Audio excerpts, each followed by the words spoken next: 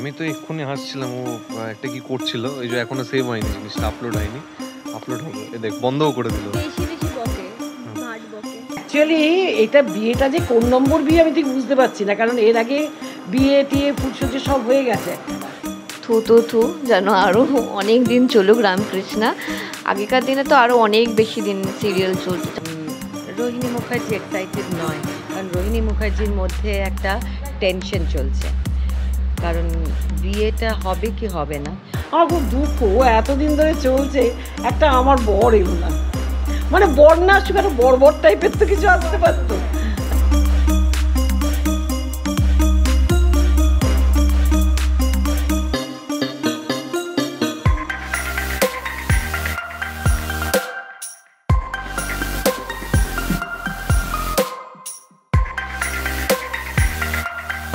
একদমই, ওর আগে একবার ওদের আইনি বিয়ে হয়ে গিয়েছিল, এখন সামাজিক বিয়ে হচ্ছে, তো ফুল নিয়ম কানুন মেনেই হচ্ছে আর কি। মানে বরের গায়ে হলুদ নিয়ে সে বউয়ের গায়ে লাগাচ্ছে, তারপর এইরকমই আর কি, পুরো সাবেকি একদম ওল্ড স্কুল বিয়ে হচ্ছে। ইট ওয়াজ ডেস্টিনড যে আমাদের ডেস্টিনেশন ওয়েডিং হবে, আর এই গরমেই হবে। এবার যখন ডেস্টিনড আছে তখন সেটা তো করতেই হবে। সারাদিন 42 ডিগ্রি গরমে বাইরে শ্যুট করেছি গায়ে হলুদ। তারপর আমরা সবাই মিলে একটা সিদ্ধান্ত নিয়েছি, including the production and channel, যে আমরা যে আউটডোর সিনগুলো আছে ওগুলো মানে আউটডোর যে ডে আউটডোর আছে সেটাকে নাইট আউটডোরে কনভার্ট করব। কারণ ডে আউটডোরে শ্যুট করলে it's not right. 11 to 4 PM আমার মনে হয় সবার বাড়িতে থাকা উচিত। যা ইনডোর কাজ আছে সে কাজটা করা উচিত, বা যারা বাইরে কাজ করে তাদেরও কোনো ইনডোর কাজ দিয়ে ওই ব্যাপারটা, মানে ইনডোর যতটা থাকা যায় আর কি, তাদের একদমই বাধ্যকতা নেই যে বাইরে যেতেই হবে। তারা যদি ভেতরে থাকে তাহলে it's only good for the environment. গতকাল খুবই কষ্ট হয়েছে, আমাদের বেশিরভাগ শ্যুটটাই আমরা চেষ্টা করেছিলাম দিনের বেলা করতে, কিন্তু যেহেতু সম্ভব হয়নি, সবাই মিলেই প্রোডাকশনের সঙ্গে যারা জড়িত সকলেই একটা হিউম্যান ডিসিশন নিয়েছিল যে সেটাকে সন্ধেবেলায় করা হোক। তো সন্ধেবেলায় আমরা এখানে চেষ্টা করছি, জানি না আজকে কীরকম হবে ওয়েদার, আশা করছি যে সন্ধে হলে একটুখানি ঠিক হয়ে যাবে। তবে এখানে এয়ার কোয়ালিটি ইন্ডেক্স, সেটা ফোনে দেখা যায়, ওটা দেখছিলাম 90 বোধহয়, খুবই ভালো শহরের তুলনায়। তো ফ্রেশ এয়ার ব্রিথ করতে পারছি, ভালো লাগছে, নিঃশ্বাস নিতে পারছি মন খুলে, খুব ভালো লাগছে এই দিক থেকে। কি খাওয়া দাওয়া হলো এখন অবধি আমরা আমাদেরই খাবার খেয়েছি, এখনো বাকিটা খাইনি। সবার আগে খাবার জুটবে তুলতুলির ভাগ্যে, সিনে তাই আছে। এইটাকে আমি আলাদা করি চরিত্র হিসাবে, চরিত্রটা অনেকটা ডিফারেন্ট এইবার। আর কৃষ্ণার সাথে আমার ভীষণ একটা আন্তরিক মিল আছে, ভালোবাসা আছে, তার জন্য এটা তো খুবই স্পেশাল আমার কাছে। আর যেহেতু একটা মেগা 1 বছর চলার পর বিয়ের পিঁড়িতে বসছি, তো এটা নতুনত্বও আছে। মেগা শুরু হওয়ার সাথে সাথেই যেটা আমরা দেখি যে বিয়ে হয়ে যাচ্ছে, তো সেটা এখানে হয়নি। এই 9 মাস পর ওদের আইনি বিয়ে হয়েছিল, তারপর এখন 1 বছর কমপ্লিট হওয়ার পর 365 ডেজ আমরা কমপ্লিট করার পর আমাদের এখন সামাজিক বিয়েটা হচ্ছে, তো এটা একটা নতুন ব্যাপার।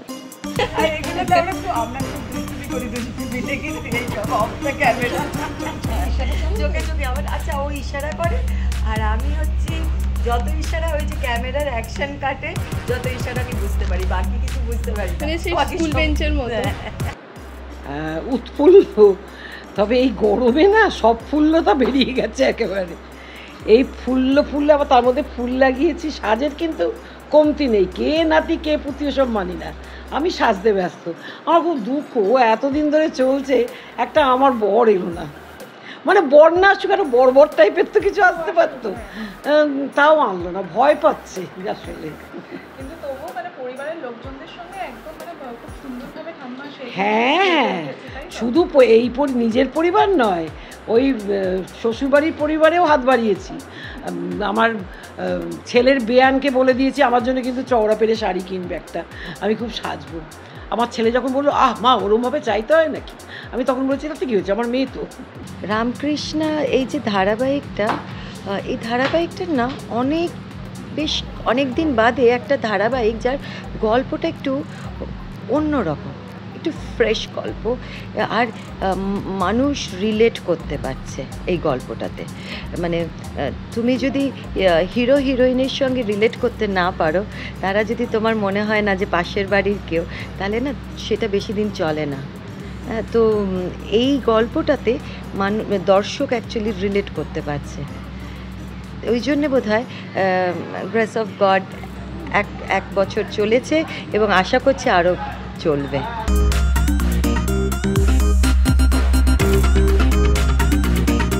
আমরা মানে সেই হারি জিতি নাহি লাজের মতো আমরা একদম মিলে মিশে থাকি। আর আমাদের যে মানে আমি বলি কি যে পরিচালক যিনি তিনি হচ্ছেন প্রত্যেকটা সিরিয়ালের বাবা, কারণ তার কাঁধেই সমস্ত দায়িত্ব থাকে আমাদের। তো আমাদের বাবাটি অসাধারণ একদম, মানে এটা একটা দেখার মতো ব্যাপার। সমস্ত সিরিয়ালে আজকাল, আমি সমস্ত বলবো না, হয়তো একাত্তাতে হয় না, যে সব সময় দেখেছি 2-4 মাস অন্তর অন্তর পরিচালক পাল্টে যায়। পরিচালক পাল্টে যাওয়া মানে তার সঙ্গে দলটা পাল্টে যায়। তার থেকে হয় কি, তারা একটা জিনিসকে কাজকে ভালোবেসে কাজটা শুরু করার মুহূর্তেই না কাজটা ভেঙে যায়।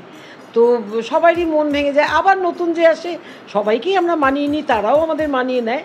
কিন্তু এই যে মানে একাত্ম হয়ে থাকার ব্যাপারটা, 1 বছর ধরে আমরা কিন্তু সবাই মিলেমিশে আছি।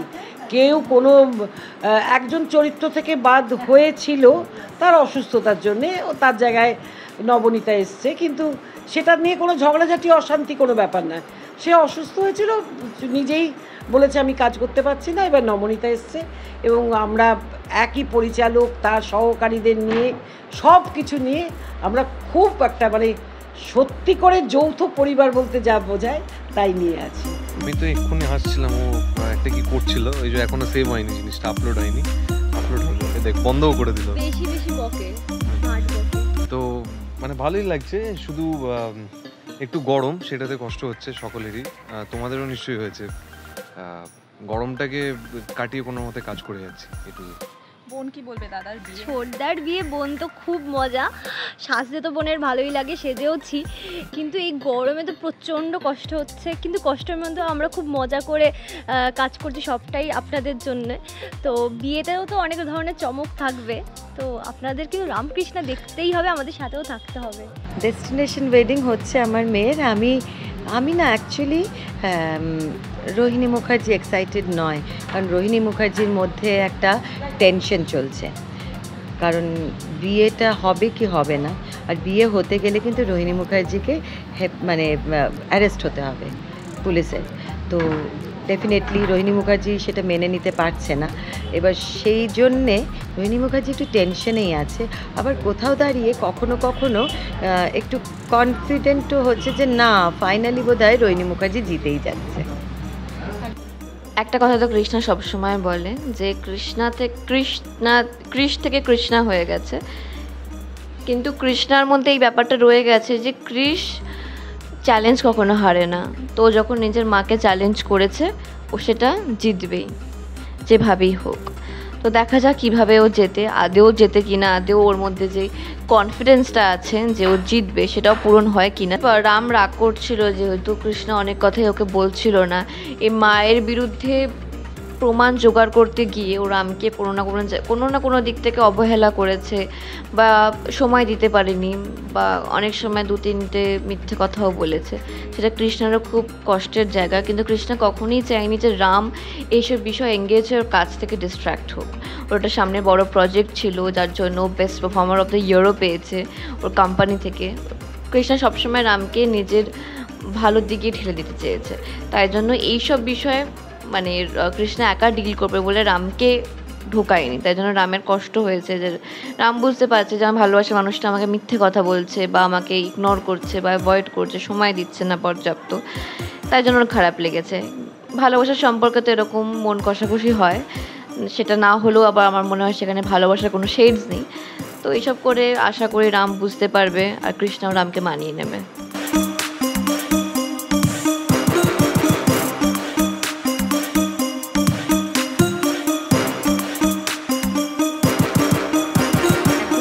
তার সাথে মানে কৃষ্ণের সঙ্গে যে রামের যে একটা ভুল বোঝাবুঝি, সেটা কি একটু কাটিয়ে উঠতে পেরেছে রাম? পুরোটা নয়, খানিকটা তো রয়েই গেছে। এইটা আমাদের জীবনে চলার পথে আমরা দেখেই থাকি, একে অপরের সঙ্গে ভুল বোঝাবুঝি লেগে থাকে, আবার ভালো সময় আসে, আবার খারাপ সময় আসে। তো এখন এটা ভুল বোঝাবুঝির জায়গা চলছে, কেন বলতে চাইছি না এটা সত্যি আমিও বুঝতে পারছি না, বলে দিলেই তো হয়, মানে বোঝার জায়গা তো সবসময়ই থাকে। আর এছাড়াও মানে বৌদি আর ননদটা একটা মানে যখনই দেখানো হয় যে মানে বৌদিকে ননদ পছন্দ করে না বা ননদকে বৌদি পছন্দ করে না, সেরকম কৃষ্ণাকে কতটা পছন্দ করো বা অপছন্দের জায়গা? হ্যাঁ, এই ভালোবাসা নাকি ভালোবাসা না?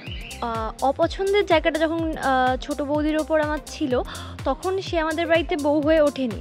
কিন্তু যখন আমাদের বাড়িতে বউ হয়ে উঠছে বা উঠবে, তখন আমার জীবনে এমন কিছু ঘটে যায়।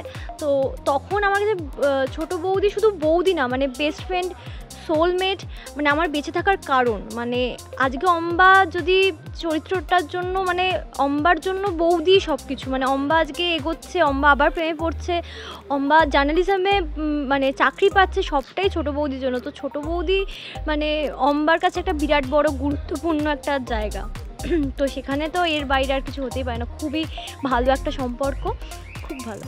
অপছন্দের জায়গা থেকে এখন সেটা পছন্দের হ্যাঁ, অপছন্দের জায়গাটার কারণটা হচ্ছে তখন ও আমাদের বাড়ির বউ ছিল না, কৃষ্ণ তখন আমাদের বাড়িতে বউ ছিল না, তখন জাস্ট এসছিল শিক্ষা লাভ করতে। মানে ওর বাবাই ওকে পাঠিয়ে দিয়েছিল রামের সাথে অনেক রকম খারাপ, আর ওর কাউকে খারাপ লাগার বিষয়টাই হচ্ছে যে ছোটদের সাথে প্রচুর খারাপ ঘটনা ঘটিয়েছে, মানে ওকে ফাঁসানোর চেষ্টা করেছে।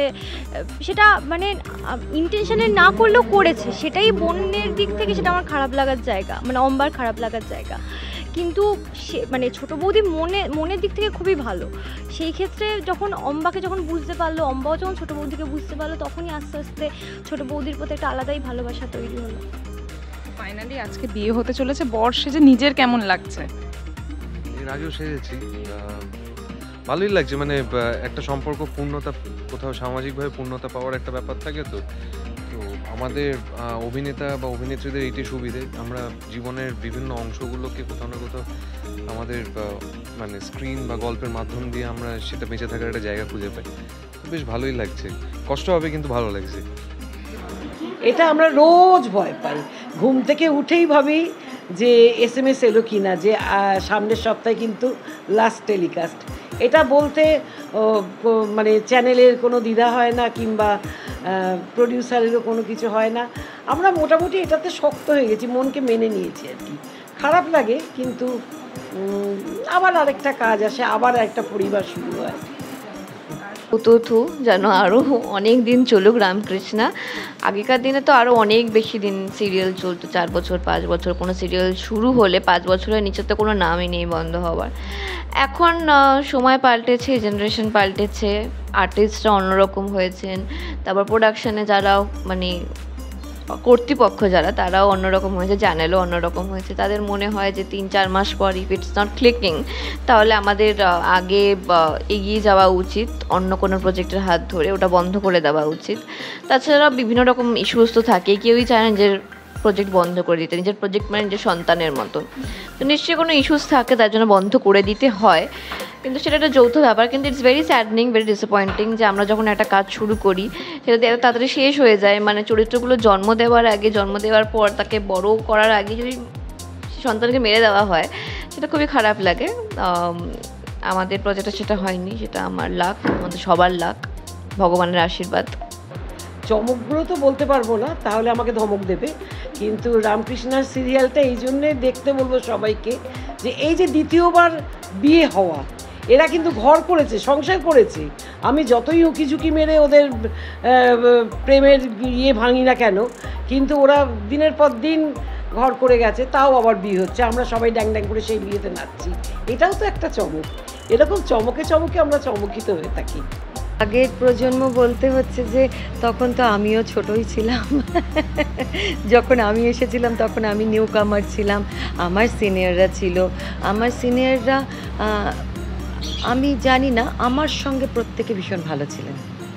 মানে আমাকে ভীষণভাবে তারা প্রচণ্ড হেল্প করেছেন, কারণ আমি যখন নিউ কামার ছিলাম তারা আমাকে কীভাবে দাঁড়াতে হয় ক্যামেরার সামনে, কিভাবে কি করতে হয়, কিভাবে ডায়লগ থ্রো করতে হয়, এগুলো শিখিয়েছিলেন। আর এবারে হ্যাঁ, আমার 27 বছর হয়ে গেল ইন্ডাস্ট্রিতে, ন্যাচারালি এখন আমি অনেকটাই সিনিয়র হয়ে গেছি। এবার তারপরে যারা এসেছিল তারা আবার আমার সঙ্গে খুব ভালো। তারা হচ্ছে অ্যানিদি মাই ডিয়ার, অত সিনিয়র মুখ গম্ভীর হয়ে আমি সিনিয়রটা বলে না, যেটা আমি বলি না, আমি পারিও না। হ্যাঁ, আর এখন যে প্রজন্ম এসছে কাজ করতে, তারা অসম্ভব ভালো। এবং তারা অনেক বেশি ট্যালেন্টেড, এবং তাদের মধ্যে আমাদের মধ্যে যেটা ছিল না, আমরা একটু ভয় পেতাম, তাদের মধ্যে ভয়টা নেই আর তাদের মধ্যে শেখারও ইচ্ছেটা আছে। তো দুটো জিনিসই ভীষণ পজিটিভ, ভয় পায় না আর শেখার ইচ্ছে আছে। এবং এই যে বলে না যে আজকালকার ছেলেমেয়েরা সম্মান দিতে জানে না, আমি না এগুলো বিশ্বাস করি না। সম্মানটা না পেতে হয়, মানে তুমি যদি তাকে সম্মান দাও, সে জুনিয়র, কিন্তু তাকে যদি জুনিয়র হিসেবে তুমি সম্মান দাও, সে কিন্তু উল্টে তোমাকে সিনিয়র হিসেবে এমনি সম্মান দেবে, তোমাকে জোর করে চাইতে হবে না যে আমি সিনিয়র, আমাকে সম্মান দাও। তো সেই হিসেবে আমি ভীষণ কমফোর্টেবল আজকালকার জেনারেশনের সঙ্গে কাজ করতে।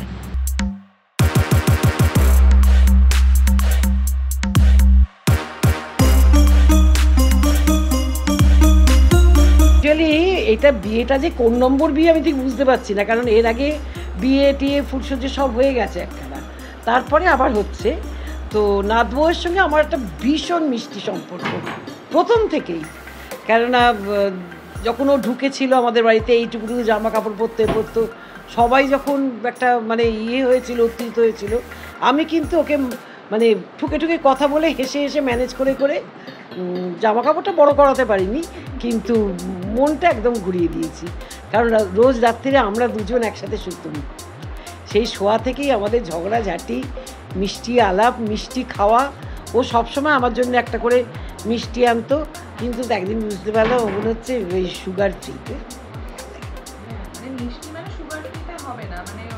আর যা জিনিসের যা চলে, এই লোকে বলে না একটা কালো চা দাও তো চিনি দেবে না, ওটা আবার চা নাকি? চা ঘন দুধের হবে, 1 কাপ চায়েতে 2 চামচে চিনি পড়বে, যেটা আমি খাই সকালবেলা। ওরা জানি না, কারণ নিরামিষ খাইতে এই বাড়িতে ওরা সব চিকেন বিকেন খায়, আমাকে খেতে দেয় না। আমি ওসবের এতে নেই, আমি একটু মিষ্টি পেলেই খুশি। দর্শকদের বলবো যে আমরা প্রচণ্ড খাটনি আর কি, প্রচণ্ড ভালোবাসার সাথে একটা জিনিস বানাচ্ছি। তার মধ্যে আমরা প্রত্যেকটা চরিত্র ইজ অ্যালাইভ হিয়ার। এখানে কোনো চরিত্রই এরকম তুমি দেখবে না যে জাস্ট চরিত্রর নামে চরিত্র। Everybody is so alive in their characters. প্রত্যেকটা চরিত্রে অন্যান্য শেডস রয়েছে, প্রত্যেকটা চরিত্রে একটা গল্প রয়েছে। আর every story is related to one story, that is the bigger story of it, the main story. তো সেটা যখন আমরা করছি, তো তোমরা কখনো বোর হবে না। তো দর্শকরা কোনোদিনও রামকৃষ্ণ থেকে বোর হবে না, রামকৃষ্ণ টুইস্ট অ্যান্ড টার্নস থেকে বোর হবে না, because every week we are shooting a promo with a new চমক, যেটা তোমরা বলো। তো এবারও একটা রামকৃষ্ণের বিয়েতে বিরাট বড় চমক আছে। সেটা কী চমক, কীভাবে হবে, কী বৃত্তান্ত, তার জন্য রামকৃষ্ণ দেখতে হবে। দর্শকদের কাছে রিকোয়েস্ট, তারা তোমরা এখনও রামকৃষ্ণ দেখছো না বা এখনও 8টার সময় টিভি চালাচ্ছ, তারা 7:30 থেকে টিভিটা চালিও, কারণ 8টাটা এখন 7:30টায় শিফট হয়ে গেছে। এখন রামকৃষ্ণ কালার্স বাংলা 7:30টার সময় হয়।